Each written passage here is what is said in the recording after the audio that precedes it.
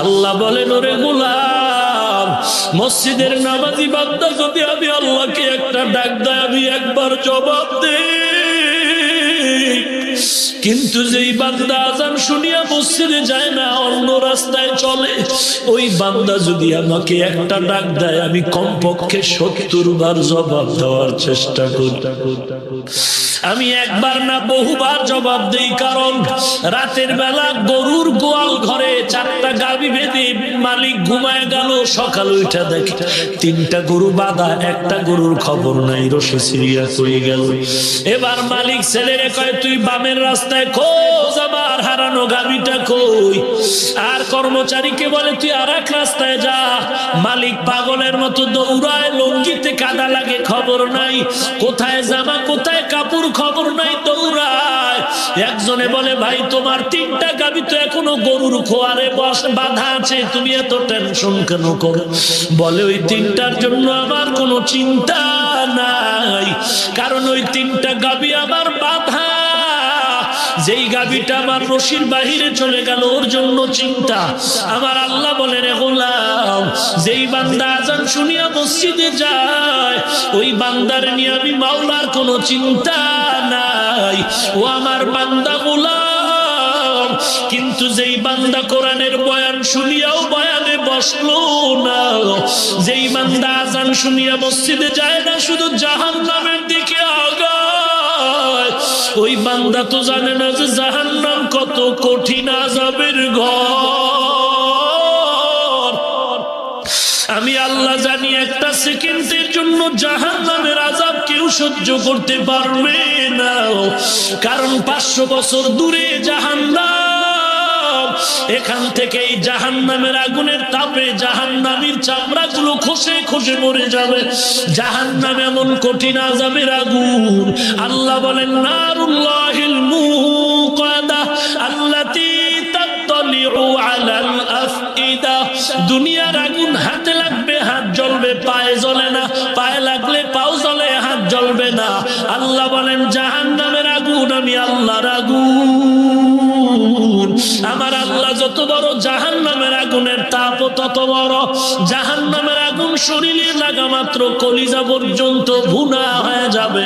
এরে নবীর উম্মতের দল, আমার আম্মা জান নবীর বিবি আয়েশা রাদিয়াল্লাহু তাআলা আনহাকে আল্লাহর নবী বলেন, ইয়া আয়েশা ইয়াকি ওয়া মুহাক্কারাতিজ যুনুব। ও আয়েশা, সাবধান, গুনাহের থেকে নিজেকে মাফ করায় যাও, কারণ আসামির কাঠগড়ায় কৃতকর্মের হিসাব দেওয়ার জন্য দাঁড়াতে হবে। এরে নবীর উম্মতের দল, কেমন সে আয়েশা, যার ফজিলত আমি যদি আরো আধা ঘন্টা বলি শেষ করা যাবে না। এরে নবীর উম্মতের দল, আল্লাহর কোরআন সত্য না মিথ্যা? এরে যুবক, হাসরের ময়দানে তো আরো আযাব, গুনাহ নিয়ে যদি কবরে যাও। এরে যুবক, পাও দুটো আগাতে পায়ে হাত রেখে বলি, ওরে পর্দার আড়ালের মা, বীরদ বাবাজি, মনে করেছো টুপি মাথায় দিলে মাথা গরম, এই বুশটা তোমার হইল, আমার কি হলো না? লম্বা জামা পরলে শরীরটা আটকায় যায়, তুমি বুঝলা, আমি বুঝি না, আমার জ্ঞান কম। ওরে বান্দা, দাড়িটা লম্বা করলে যৌবনের ভাব চলে যায়, তুমি বুঝতে পেরেছো, আমরা বুঝতে পারি নাই। না না, কম বুঝি না এরে বাবা, তারপরও কেন টুপি ফালাই না, দাড়ি ফালাই না, লম্বা জামা ফালাই না? একমাত্র কোরআন হাদিস পড়ে দেখলাম, ওই গুনাহ নিয়ে যদি কবরে যাই, কবরের আযাব, সাপের আঘাত, ওই জাহান্নামের আগুন হাসরের ময়দানে আরো কঠিন। হাসরের ময়দানটা যখন কায়েম হয়ে যাবে, আমলনামা যখন দেওয়া হবে, সব মানুষগুলো বেকার হয়ে যাবে। মা সন্তান ভুলে যাবে, সন্তান মা ভুলে যাবে, কারো সাথে কারো পরিচয় নাই। কারণ আমলনামা যদি ডান হাতে আসে কপাল ভালো, কিন্তু যদি আমলনামা বাম হাতে আসিয়াই যায়, জাহান্নামের আযাব ছাড়া জান্নাত পাওয়া যাবে না। এই ভয়ে সবাই কান্নায় বিভোর। জাহান্নামের এমন আযাবের ভয় সূর্য মাথার উপরে, জমিনটা সূর্যের তাপে তামা হয়ে যাবে। আমল নামা ডান হাতে আসবে নাকি বাম হাতে আসবে, এই চিন্তায় মানুষ বেকার আর হয়ে চিল্লাইতে শুরু করবে। যাদের আমল নামা ডান হাতে আসলো কপাল ভালো, তারা জান্নাতের ময়দানে চলে যাবে। আল্লাহ না করুন যদি আমল নামা বাম হাতে যাদের চলে আসবে, সোজা হাতে আল্লাহ দিবেন না, আল্লাহ অর্ডার করবে। এই নাফরমান কত আলেমের বয়ান শুনিয়াও তওবা করে নাই, কোরআনের কথা শুনিয়াও তওবা করে নাই, এবার ওর আমল নামা বাম হাতে তো সোজা হাতে দেওয়া হবে না। কেমনে দেওয়া হবে? আল্লাহ বলেন ফেরেশতা এই গুনাহগার বেঈমান নাফরমান কত আলেমরা কান্না করে পায়ে ধরে ধরে বলছে নামাজ পড়ো, পর্দা করো, হালাল খাও। তোমার আমার মতো যুবক স্কুল কলেজে দাড়িওয়ালা নামাজির অভাব নাই, ব্যবসা করে চাকরি করে অভাব নাই, র‍্যাব আর্মি পুলিশ বিডিআরের অভাব নাই। এই বান্দা এত বয়ান শুনিয়াও নামাজ পড়ে নাই, রোজা রাখে না, বরং কোরআনের বিরোধিতা করেছে। আজকে ওরে সোজা হাতে আমলনামা দেওয়া হবে না। কেমনে দেওয়া হবে?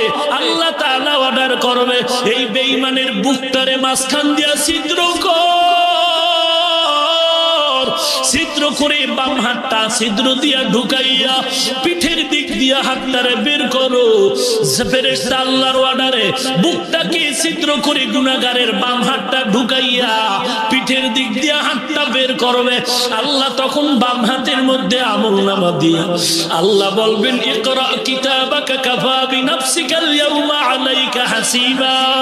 একটু পড়ে দেখ জীবনে কি অন্যায় করেছো, কোথায় কত গুনার কাজ করেছো, পড়ে দেখ। ফেরেশতারা বলবেন আল্লাহ বান্দার আমলনামা পিঠের দিকে হাতের উপরে, কিন্তু চোখ দুইটা সামনে, পড়বে কেমনে মালিক? আল্লাহ তাআলা জালালিয়াতের মেজাজ নিয়ে বলবে ওরে ফেরেশতারা এই বেঈমান নাফরমানের ঘাটটা ধরে মোচড় দিয়ে ফিরা দাও, ঘাটটাকে মোচড় দিয়া পেছন দিকে ফিরা দাও। এরে নবীর উম্মতির দল, বালিশে মাথা লাগায় চিন্তা করো, কোরআন যদি তোমার অন্তর বলে সত্য, হাদিস সত্য যদি তোমার অন্তর বলে, জাহান্নামের আযাব গুনাহগারের শাস্তির কথাও বলে গেলাম এও সত্য। অতএব আল্লাহ তওবার ডাক দিয়া বলে গুনাহ ছাড়ো, তওবা করো। এরে আল্লাহর বান্দা, সবার কপালে তওবা নসিব হবে না, সবাই জান্নাতের দরজায় যেতে পারবে না।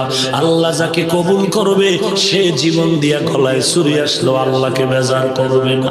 আল্লাহর কাছে তওবা করে নাও, আল্লাহ আর জীবনে নামাজ ছাড়বো না, দাড়ি কাটবো না, বেপরদায় চলবো না। ও মালিক, মা বাবার খেদমত করব, খাঁটি আল্লাহওয়ালারে বন্ধু বানায় আমল ভালো করব, এবং দেশ ও জাতির বিরুদ্ধে কোনো ষড়যন্ত্র করব না। তওবার যদি নিয়ত হয় খাঁটি তওবার নিয়তে, মুনাফিকি যদি না থাকে, দুটো হাত আমার আল্লাহকে দেখায় দাও। আয় আল্লাহ সবার হাত কবুল করে নেন, তওবা কবুল করে নেন, তওবার উপরে মজবুত হয়ে চলার তৌফিক দান করেন আল্লাহ। মা বাবার খেদমতের জন্য কবুল করে নেন। আয় আল্লাহ নবীর সুন্নতওয়ালা জিন্দেগি দান করেন, সহিভাবে কোরআন পড়ার তৌফিক দান করেন, খাঁটি আল্লাহওয়ালার বন্ধু বানায় দেন।